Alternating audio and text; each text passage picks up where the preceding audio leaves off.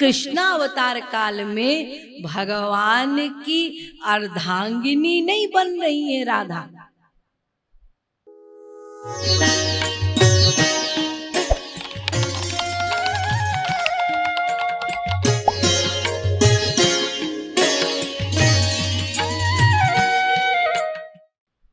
भगवान श्री कृष्ण की सबसे गुह्यतम शक्ति का नाम है ह्लादिनी शक्ति, और ह्लादिनी शक्ति का सार है ये प्रेम। ये प्रेम तत्व जो है, इसी प्रेम तत्व से संपूर्ण सृष्टि का सृजन होता है। ये संपूर्ण सृष्टि टिकी हुई है। इसी प्रेम तत्व के द्वारा संपूर्ण सृष्टि का पालन पोषण भरण होता है। इसी को योग माया भी कहते हैं, और इसी का नाम है राधा। राधा कोई स्त्री नहीं है। ये तो लीला क्षेत्र में जब भगवान गोलोक से या अपने निज धाम से धराधाम में लीला हेतु अवतरित होते हैं, जिसको प्रकट लीला कहा जाता है, तो उस प्रकट लीला में भगवान स्वयं आते हैं और भगवान की जो अपनी ह्लादिनी शक्ति है उसे अवश्य संग में लाते हैं। ह्लादिनी शक्ति के बिना कोई लीला भी नहीं हो सकती, और उसके साथ साथ निज परिकर लाते हैं, तब जाकर लीला होती है इस मृत्यु लोक में।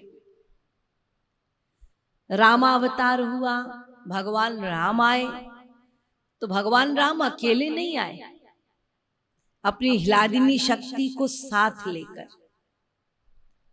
सीता बनकर आई।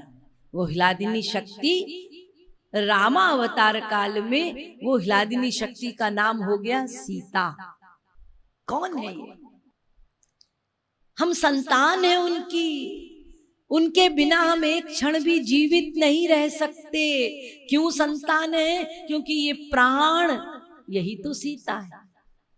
ये जीवन, ये प्राण, यही तो राधा है।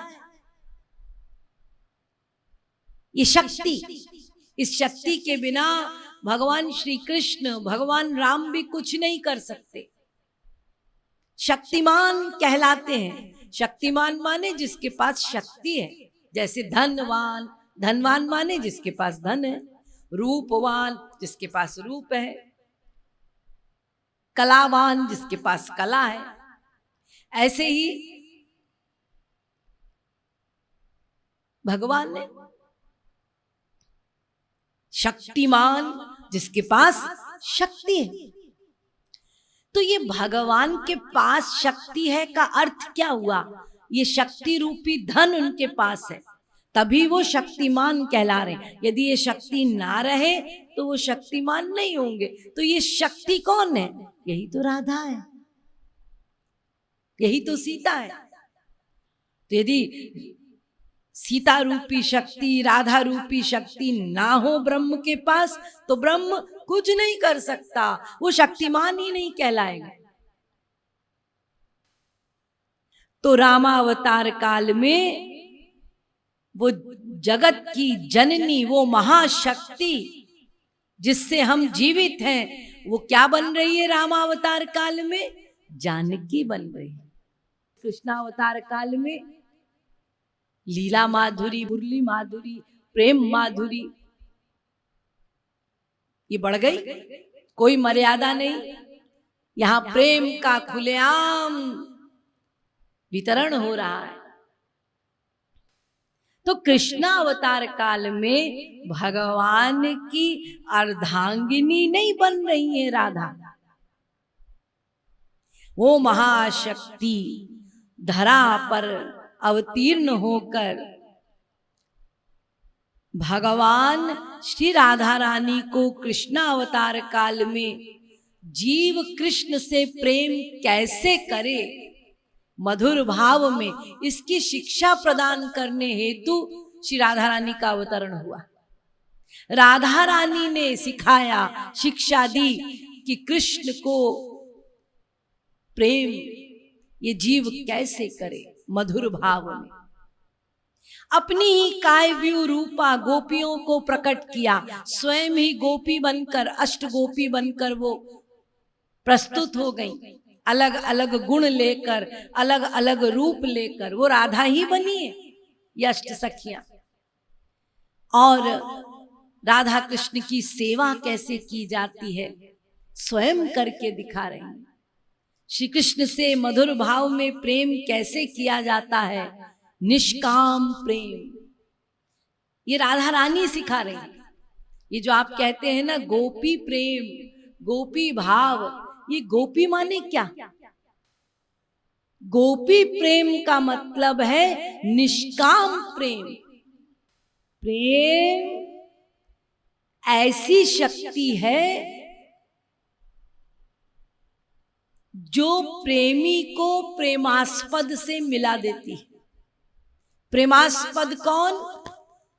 जो प्रेम का सागर है, जो प्रेम का आस्पद है, जो प्रेम का खजांची है, उसको कहते हैं प्रेमास्पद।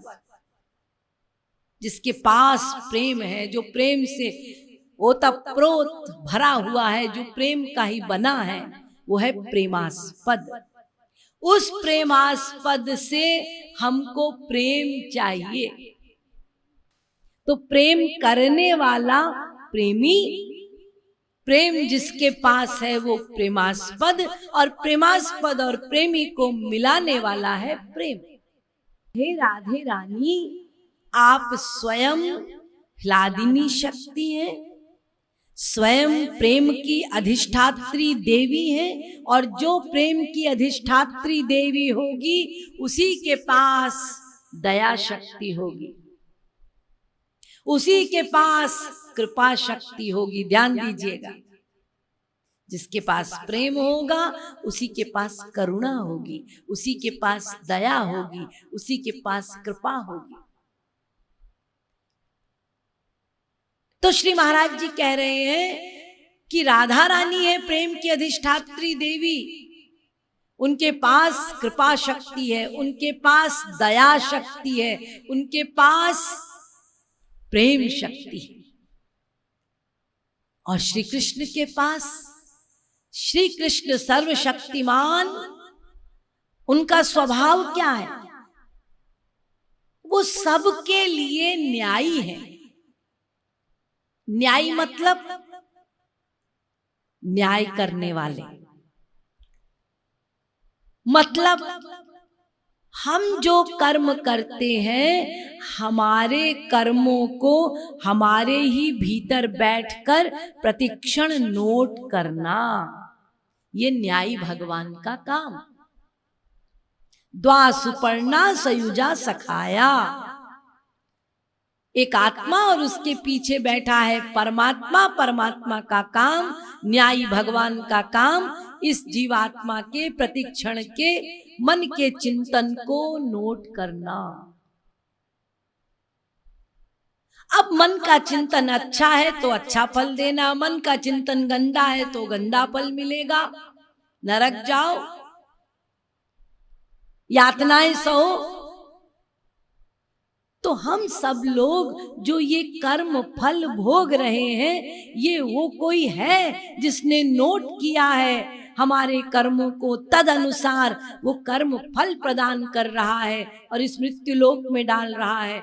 हम सब कर्म फल भोगने हेतु कुछ काल के लिए इस मृत्यु लोक में, और वो क्या कर रहा है?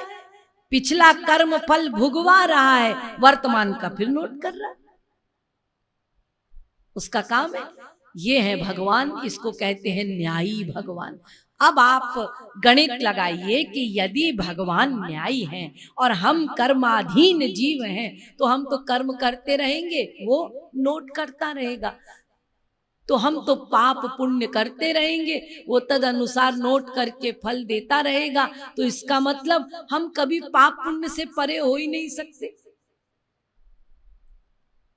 क्योंकि यदि एक जन्म में भी एक पाप किया तो अनंत जन्म हो चुके, तो हमारे अनंत पाप, ये अनंत पाप को वो न्यायी भगवान भुगवाते भुगवाते अनंत काल बीत जाएगा।